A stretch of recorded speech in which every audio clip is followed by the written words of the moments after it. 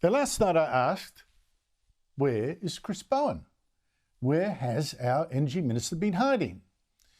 It all but disappeared from public view after a Resolve strategic poll last month rated him the Albanese government's least popular minister, other than the Prime Minister himself, of course. But a breakthrough. I have tracked him down. And tonight I will show you just where he's been. But caution, the photo I'm going to show you is frightening. It is proof that we have put our economy and our jobs and our savings in the hands of climate lunatics and hysterics. Here is your Energy Minister. I found him yesterday in Kathryn Dan's kitchen in Canberra, staring at her electric stovetop, almost reverentially bowing over it like it was a shrine, like it was something you could pray to save the planet from frying and save humankind from being wiped out.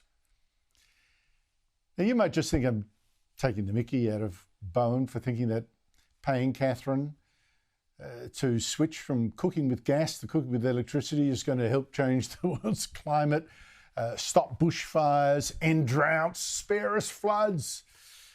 But it's in fact more serious than that. You see, Bowen was so keen on Kathryn's stove that he didn't just post that picture you saw, but reminded us he was throwing another $5.4 million at something called the Electrify 2515 plot, or 2515, a pilot, a program in just the 2515 postcode in the Illawarra.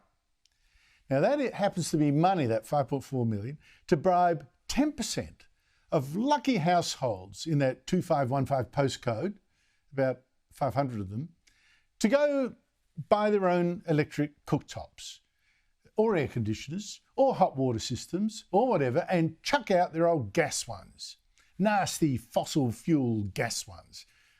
This scheme means they will get $1,000, $1,500 for some, to go shopping, courtesy of the taxpayer. No wonder these 2515 postcoders are happy. We live in 2515. I understand you might be a bit ticked off to see Chris Bowen spending your money on other people's appliances when so many people are doing it tough. But to him, I think $5.4 million is peanuts. I mean, just last week he tossed another $2 billion,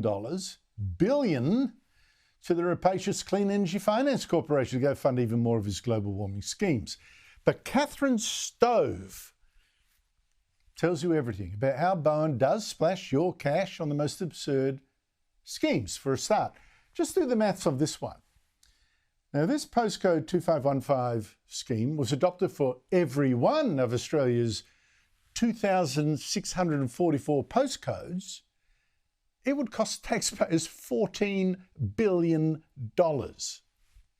Now, if Bowen's handout to the lucky 500 households in postcode 2515, if that was given to every one of Australia's more than 9 million households, it would cost us $100 billion, and we'd be broke.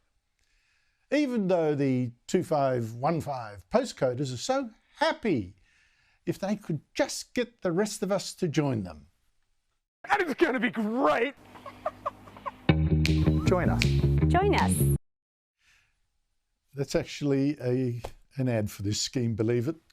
Of course, Bowen's not going to give all these goodies to everyone. I mean, even he knows $100 billion is mad. He'll keep the scheme so small that it's just going to be a gesture, a useless gesture, of course. Well, let's hope that's all he'll do. But there is actually more that makes this scheme stupid.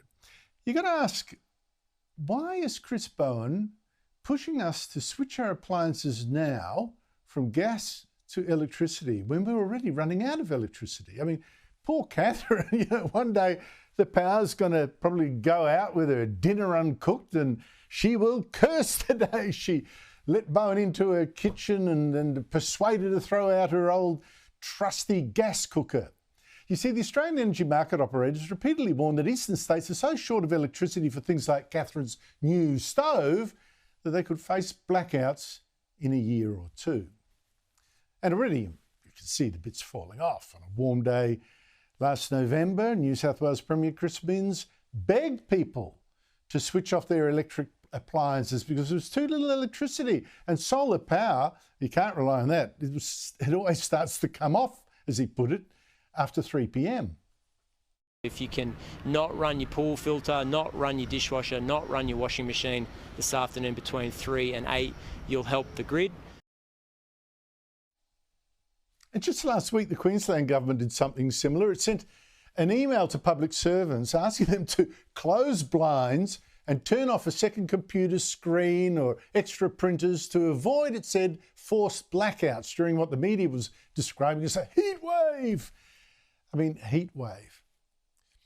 I remember, you know, when the temperature had to crack 100 on the old Fahrenheit scale for the newspapers to start running their, you know, phew, what a scorcher headlines. 100 was the mark. This heat wave in Brisbane last week, and the 3 days it had, not one of them was tipped to reach that old century. Not one. But now I guess I think anything counts as extreme weather to people who are now keen to panic about global warming. But okay, this memo that the Queensland government put out, it rescinded it later. It said, look, there was enough power backup, no need to panic now. But you can see where we're headed. You can see why Chris Bowen seemed so dangerous in Kathryn's kitchen yesterday. Our energy minister was there cooking up more plans to spend billions we don't have, to make us use more of the electricity we don't have, just to pretend to save us from a climate crisis we don't see.